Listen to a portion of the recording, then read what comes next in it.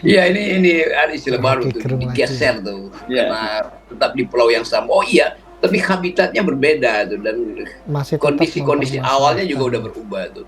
Ketika investasi itu mulai masuk, maka Betul. makin lama yang digeser itu akhirnya tersingkir karena beda beda mood Meskipun kulturalnya pasti beda digesernya tuh. masih di Pulau Investasi Rempang, itu masuk dengan menurut Rocky Gerung ya teori tetap salah. modernisasi, modernisme segala macam, dan kemegahan, lalu nilai-nilai ekonomi mulai disebarkan ke masyarakat.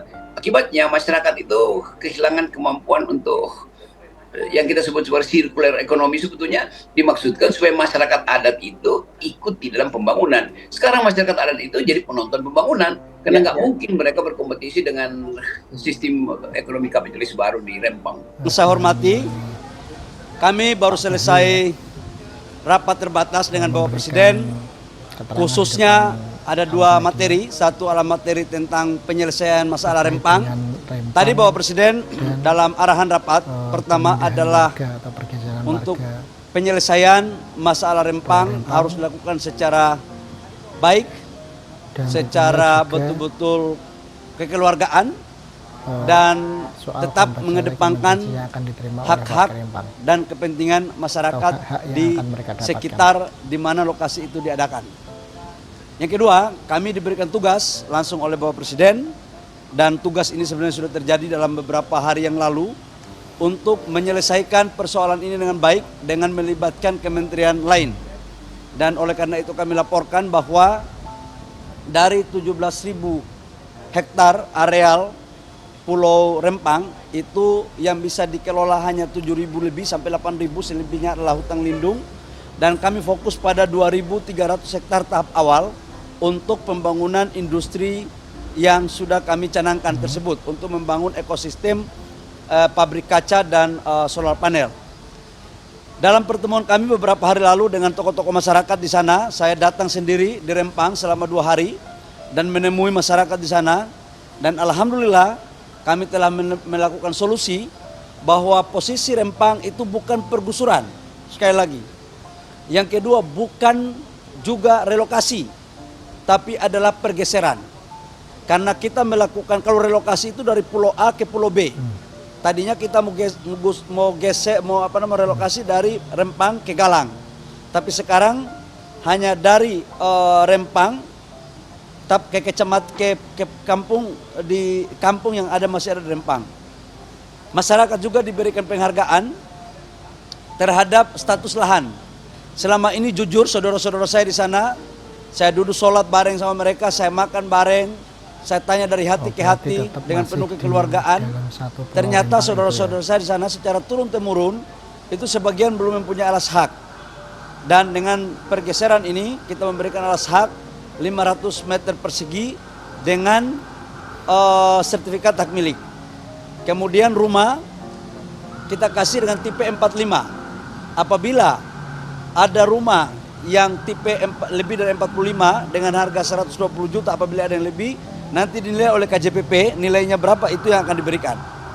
Yang berikut juga adalah pada saat mereka transisi sambil menunggu rumah, namanya ada uang tunggu.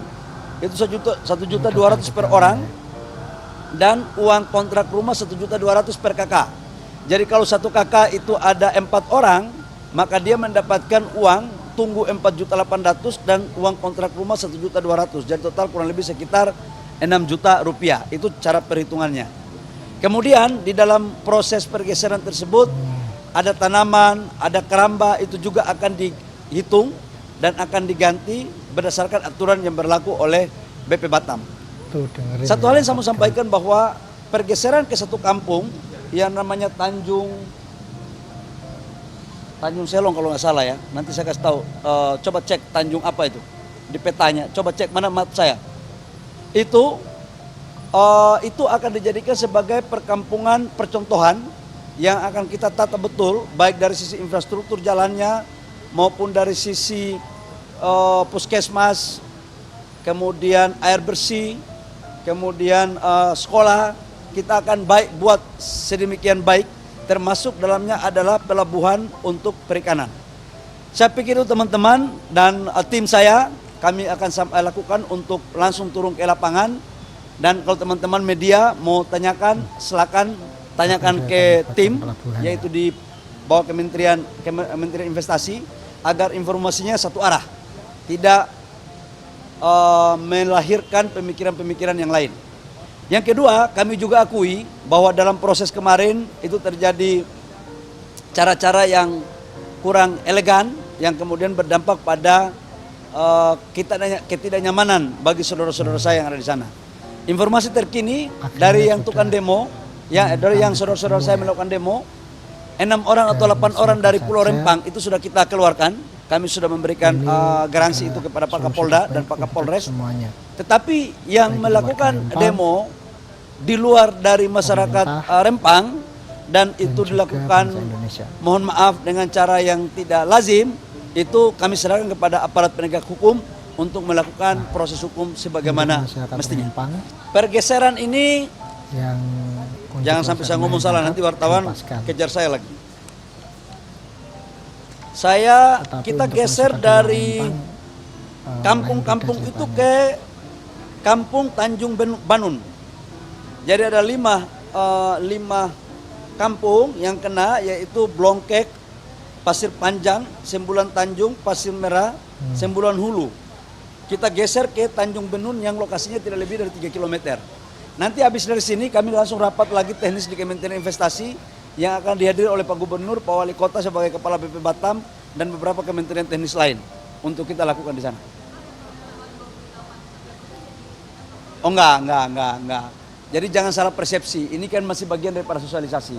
Saya sudah menyampaikan bahwa ini saudara-saudara kita, nanti kita akan tentukan tanggalnya, yang jelas harus dengan cara-cara yang soft.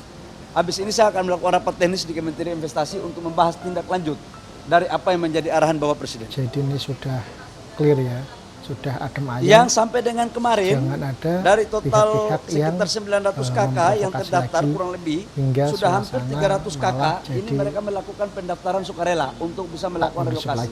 Karena begini, saudara-saudara kita ini kasihan, saya rasa kaget juga ketika saya datang makan di rumah rakyat, saya sholat bareng, duduk bicara sama tokoh-tokoh, itu baru saya tahu bahwa betul mereka sudah sebagian turun-temurun, tapi harus diakui saudara-saudara kita ini belum mempunyai alas hak.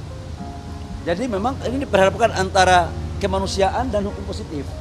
Saya tidak mau perdebatkan itu, saya mau cari solusi yang terbaik. Yang jelas untuk rakyat baik, untuk pemerintah baik, untuk investor baik. Dan jujur kemarin saya ketemu sama Pak Garisman, ya tokoh yang dituakan di situ, sempat menyampaikan bahwa mereka tidak menolak investasi. Mereka membutuhkan investasi. Sampai ada bahasanya itu kepada kami, bahwa 5 kali kiamat pun, menurut Pak Garisman, bukan menurut saya, kalau tidak ada investasi, kampung ini nggak akan maju cepat. Dan saya pikir ini cuma cara aja kok, cara manusiawi aja. Ini orang tua saya kok. Dan insya Allah lah, saya akan sebagai orang kampung juga harus memperlakukan itu secara baik kepada orang tua saya di kampung itu. Ya.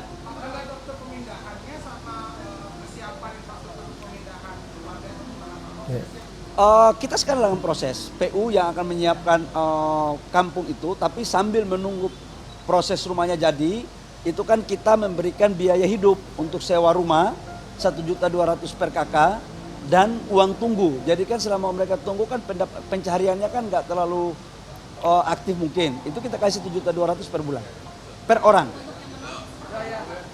Ya kita akan bicarakan baik-baik ya.